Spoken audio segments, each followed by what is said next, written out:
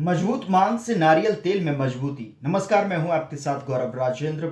Show की शुरुआत करते हैं। भारत में नारियल तेल की कीमतें एक बार फिर चर्चा में है। जहां एक और बाजार में सूखे नारियल यानी कोपरा की आवक बढ़ रही है, वहीं दूसरी ओर कीमतों में कोई कमी नहीं आई है।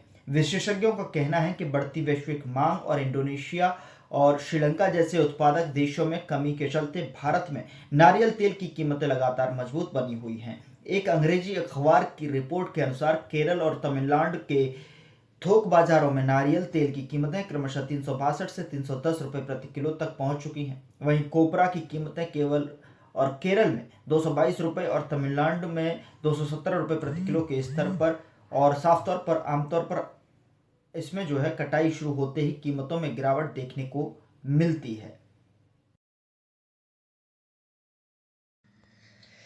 विशेषज्ञों का कहना है कि बढ़ती वैश्विक मांग और इंडोनेशिया और श्रीलंका जैसे उत्पादक देशों में कमी के चलते भारत में नारियल तेल की कीमतें लगातार मजबूत बनी हुई हैं। एक अंग्रेजी अखबार की रिपोर्ट के अनुसार केरल और तमिलनाडु के थोक बाजारों में नारियल तेल की कीमतें क्रमशः 362 और 310 रुपये प्रति किलो तक पहुंच चुकी हैं।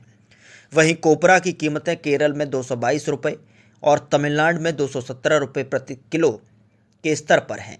आमतौर पर ओणम के बाद फसल की कटाई शुरू होते ही कीमतों में गिरावट देखने को मिलती है, लेकिन इस बार परिदृश्य बिल्कुल उल्टा है। तो वहीं कोचीन ऑयल मर्चेंट्स एसोसिएशन यानी COMA के अध्यक्ष तलात महमूद का कहना है कि बाजार को उम्मीद थी कि फसल बढ़ने से दाम कम होंगे, लेकिन ऐसा नहीं हुआ।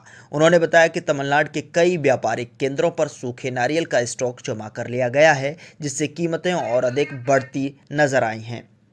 सरकारी सूत्रों के अनुसार इंडोनेशिया और श्रीलंका जैसे देशों में नारियल उत्पादन में कमी आई है, जिससे भारत से नारियल निर्यात की मांग बढ़ी है। भारत से नारियल और इसके उत्पादों का निर्यात इस साल रिकॉर्ड स्तर पर पहुंच गया है। आंकड़ों के मुताबिक अगस्त 2025 तक भारत ने 10,727 टन नारियल छिलके समेत का निर्यात किया, जो पिछले साल की इसी अवधि में 8,575 टन से कहीं अधिक है।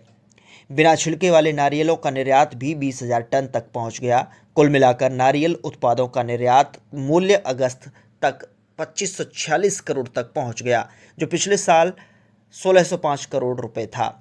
पिछले 3 वर्षों से नारियल की कीमतें न्यूनतम समर्थन मूल्य यानी MSP से नीचे चल रही थीं, लेकिन इस बार किसानों को राहत मिली है।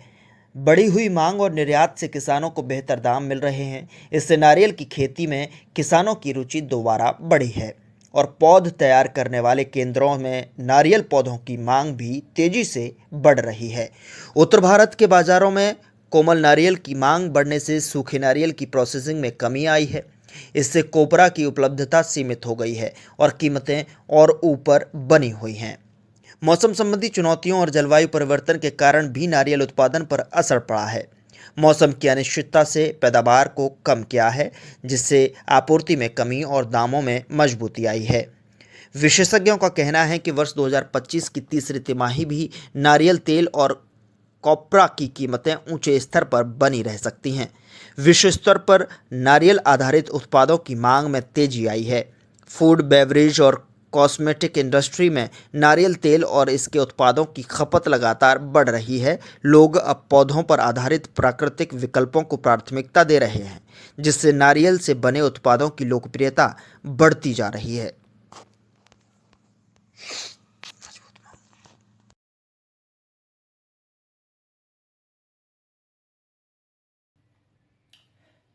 तो आज की शो में इतना ही। अगले शो में फिर मुलाकात होगी एक नई जानकारी के साथ। तब तक के लिए नमस्कार।